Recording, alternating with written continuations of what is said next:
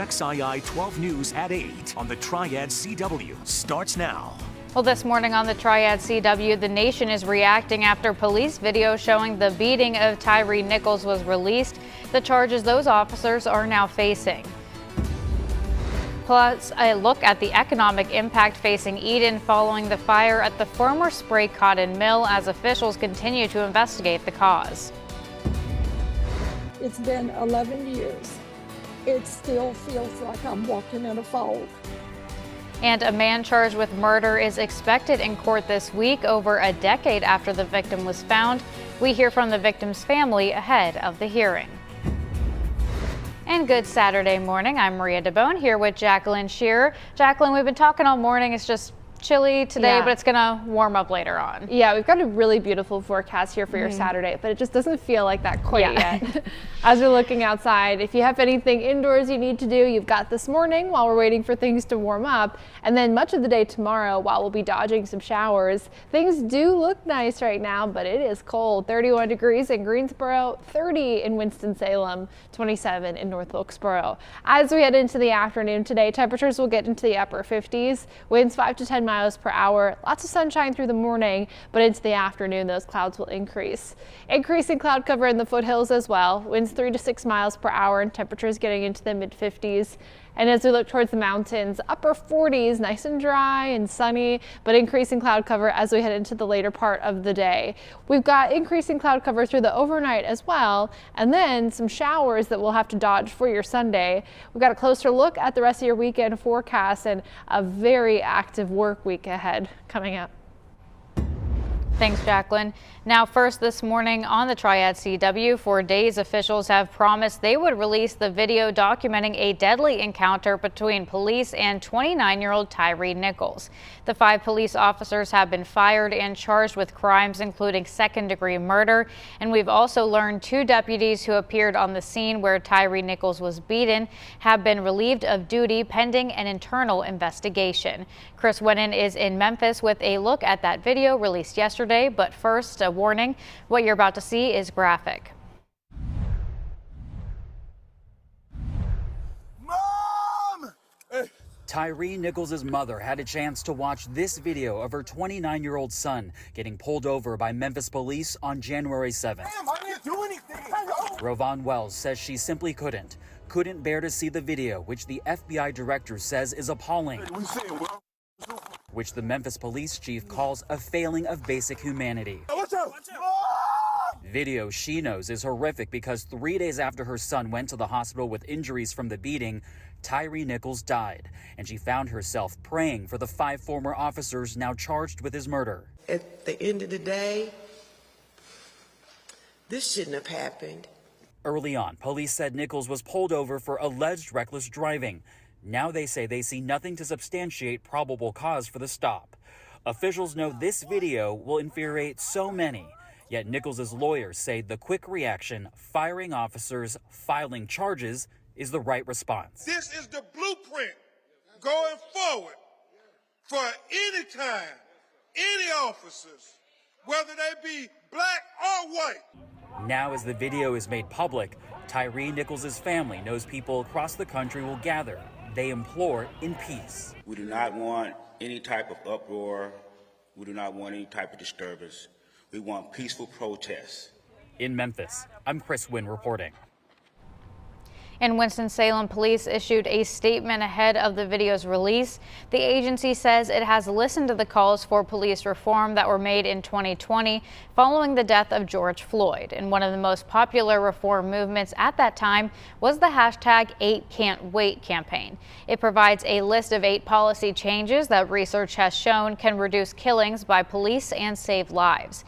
It bans chokeholds and strangleholds, requires a warning before shooting, a duty to intervene, along with requiring a use of force continuum de-escalation, exhaustion of all alternatives before shooting, and banning shooting at moving vehicles and requiring comprehensive reporting. And the department says it has been and will continue to protect the First Amendment rights of all citizens should they elect to exercise their First Amendment rights. The department encourages citizens to do so in a peaceful manner. And now the Surrey County Sheriff's Office confirms to our newsroom that an inmate died earlier yesterday.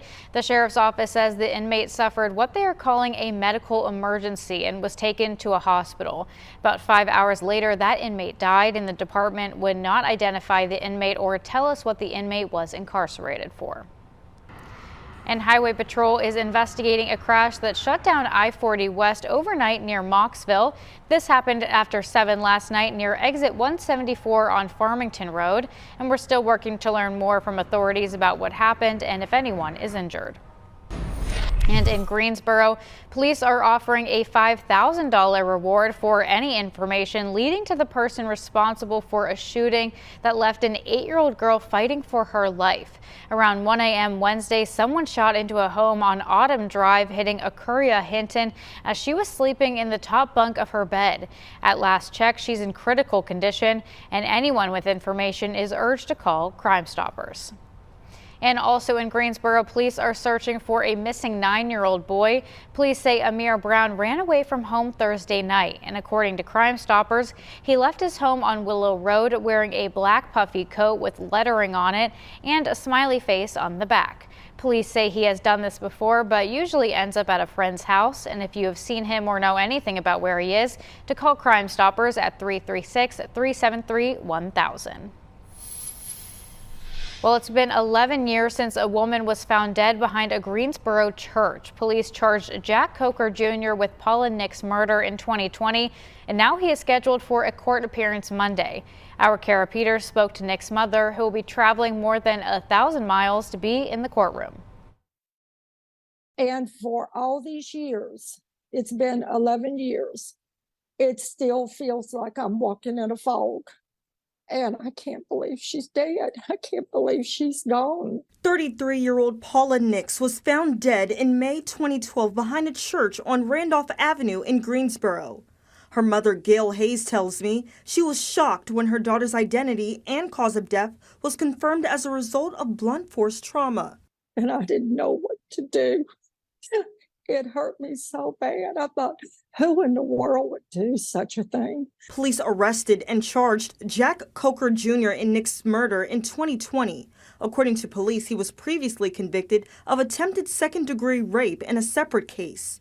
Now, 3 years later, Hayes and her family are preparing to see Coker face-to-face at a court appearance. I have grieved for her for so long, and I thought it would never happen, that they would find out who murdered Paula. It's going to be the hardest day of my life, I believe. Hayes is hoping to find peace and sharing this message for other families. Keep your family close to your heart, because they can leave you in a heartbeat. They can be gone. And Coker is being held on a $1 million bond at the Guilford County Jail. And again, that court appearance is scheduled for Monday, and we'll keep you updated with the latest on the story. Well, it's been a little more than a month since a house fire in Greensboro took the lives of 3 children. Police arrested 28-year-old Brandy Sturdivant yesterday. She's charged with 3 counts of felony neglect and child abuse. The fire broke out just before 8 a.m. on December 12th, and when crews arrived, they found the home engulfed in flames. The bodies of the 3 children were found inside once the flames were put out, and their family shared this picture of the victims shortly after the fire. Arius, Zandon, and Agnes Little, all 3 were under the age of 5, and there's still no word on what caused the fire. And the local Eden economy is fearing the possible impact after a fire destroyed the former spray cotton mills. Our Louis Tran explains how the staple was going to help families and many small businesses. It's a morning ritual in Eden at the Roasted Bean. A cup of coffee can be sweet, but it can also be strong. Some can even taste very bitter, especially after this week, when the former spray cotton mills caught fire, a tragic loss to the community, including for small business owner Michael Carpino. When that happened, it is like taking a step back. We're losing housing, we're losing people, so it's like restarting all over again in that one area which was well on the way to be redeveloped. The fire happened Wednesday night. Mayor Neville Hall says a developer was turning the building into a large project, a building with 72 apartment units, spaces for the community and for retail. He says it would have helped with the city's housing shortage. It stings so bad too that we're losing the future with the 70+ families that are here. If they live here, they're going to shop here, they're going to eat here. Families that could have helped many nearby small businesses, including Simply MK's shop and cafe. Thank you. Business owner Michelle Barnes says her shop is struggling with the high inflation. Now, she has to sell her business. And to think that all the money and time and blood and sweat and tears that we've invested into this place, any day it could close just because we don't have the money to pay everything. Challenges many small business owners can understand. And as the future of the project remains unclear, so does the hope for many people who are depending on it. Well, I think they would come down and they would spend money in the downtown and they would walk and they would go shopping and go to the restaurants, which would help us all. And that was Louis Tran reporting.